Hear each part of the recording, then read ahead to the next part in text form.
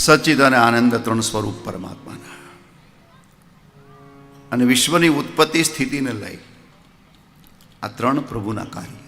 એ ઉત્પન્ન કરે, સંભાળ રાખે, અંતમાં એ વિના તાપત્રય વિનાશાય. અને માનવ સમૂહના ત્રણ પ્રકારના પરિતાપનો એ વિનાશ કરે. આપણે બધા ત્રણ પ્રકારના પરિતાપમાં અટવાયા છે. આધિદૈવિક, આધિભૌતિક અને આધ્યાત્મિક, આધિવ્યાધિને ઉપાધિ. પરમાત્માનું કાર્ય સર્જન કરે, સંભાળ રાખે, અંતમાં એનો વિનાશ કરે. ભાગવતમાં વિનાશાય વયન નુમઃ, એ વિનાશ કરે તોય વંદન છે. બાકી વિનાશ કરે એને વંદન ન હોય. આ નિયમ છે ને. વંદન તો સર્જન કરે, સંભાળ રાખે ત્યાં સુધી, પણ વિનાશ કરે એનો વિનાશ પણ વંદનીય છે. અને જેનો વિનાશ વંદનીય છે એને ઈશ્વર કયા છે. ફોડી નાખવું, તોડી નાખવું, પણ એ ઈશ્વર દ્વારા. હું તમને પરમાત્માની વિનાશની જે લીલા છે ને, ભાગવતમાં જે બહુ સુંદર રીતે આપી છે.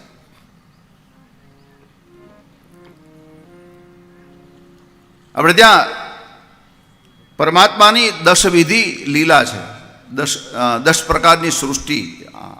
આ સૃષ્ટિના 10 પ્રકાર છે. એમાં સર્ગ, વિસર્ગ અને ત્રીજું આવે છે સ્થાન.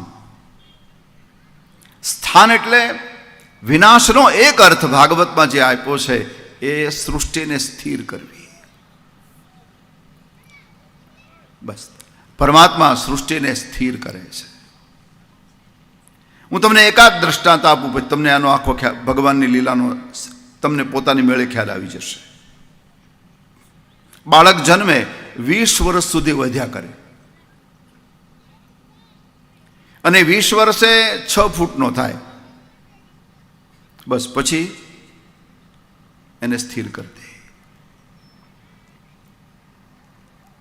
આ પરમાત્માની દિવ્ય લીલા છે. અને નહીં તો એમનામ વધતો રહ્યો હોત તો 20 વર્ષે એ 6 ફૂટનો થાય તો 40 કેટલાનો થાય, અને 80 આ માંડવો કામ ન લાગે. આ સ્થિરતા.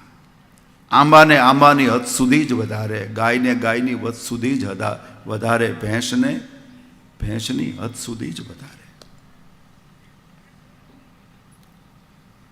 એટલે પરમાત્મા વિનાશ કરે છે એટલે સ્થિર કરે છે. બીજું, આપણા 50 પેઢી પહેલાના વડીલ અત્યારે જીવતા હોત તો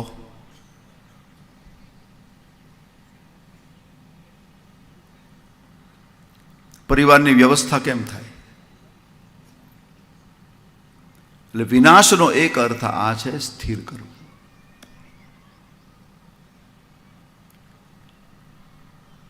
વિશ્વોત્પત્યાદિ હેતુએ એવા ભગવાન કૃષ્ણને અમે બધા સાથે મળીને પ્રણામ કરીએ છીએ.